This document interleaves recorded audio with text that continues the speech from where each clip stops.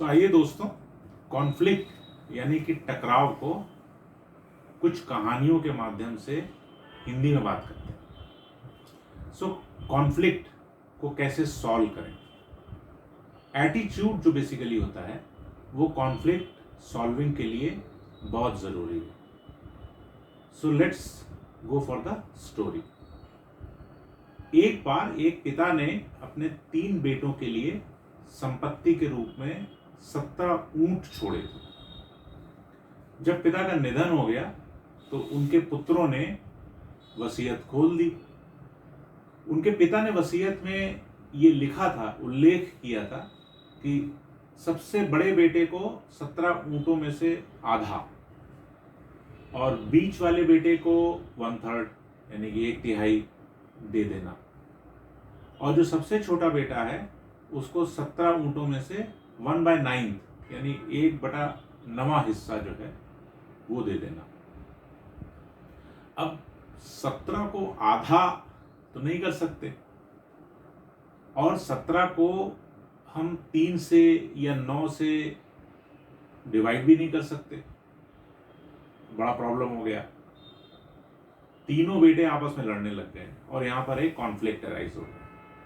वे अपने पिता की वसीयत को कैसे बांट पाएंगे। They started fighting. क्या आपके पास कोई विचार है, कोई सोच है कि 17 ऊंटों को उनके पिता की इच्छा के अनुसार तीनों पुत्रों में कैसे डिवाइड किया जाए, विभाजित किया जाए? आप आगे सुनने से पहले सोचने के लिए अपना समय ले सकते हैं। क्या आपको जवाब मिल गया? नहीं? चलिए फिर इस कहानी को आगे बढ़ाते हैं। अंत में तीनों बेटों ने एक वाइज मैन के पास जाने का फैसला किया, as usual which happens in the stories. तो वो वाइज मैन या बुद्धिमान व्यक्ति ने धैर्यपूर्वक पूरे मामले की बात सुनी, यानी कि 17 ऊंटों को किस प्रकार विभाजित करना चाहिए, जिसमें कि सबसे बड़े बेटे को आधे ऊंट मिले, बीच वाले बेटे को 1/3 मिले और सबसे छोटे बेटे को 1/9 पोर्शन मिले। वो वाइज मैन कुछ देर सोचने के बाद एक और ऊंट ले आया और उसने उन 17 ऊंटों में उसको जोड़ दिया। इससे ऊंटों की कुल संख्या, नंबर्स जो थे वो 17 की जगह 18 हो गए। एक ऊंट मिलाने के बाद जब 18 हो गए तो उस वाइज मैन ने अब उनके मतलब उन बच्चों के, तीनों बेटों के फादर की वसीयत को पढ़ना शुरू कर दिया। 18 का आधा 9, तो उसने सबसे बड़े बेटे को 9 ऊंट दे दिए। 18 का 1/3 6, तो उसने बीच वाले बेटे को 6 ऊंट दे दिए। और 18 का 1/9 = 2, इसलिए उसने सबसे छोटे बेटे को 2 ऊंट दे दिए। अब जोड़िए, 9 ऊंट बड़े बेटे को मिले, 6 ऊंट मझले बेटे को मिले और 2 ऊंट छोटे बेटे को मिले। तो 9 + 6 + 2 कितना हुआ? 17। अब इसके बाद एक ऊंट बचता है जो कि वो वाइज मैन लाया था, उसे वो वापस ले गया। तो टकराव यानी कि कॉन्फ्लिक्ट का रेजोल्यूशन अपने एटीट्यूड पे डिपेंड करता है।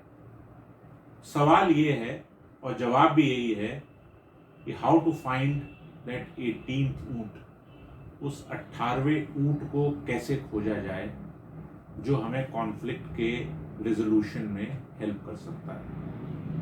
एक बार जब कोई भी व्यक्ति अपनी बुद्धि के उपयोग से 18वां आधार प्राप्त कर लेता है तो समस्या का समाधान हो सकता है।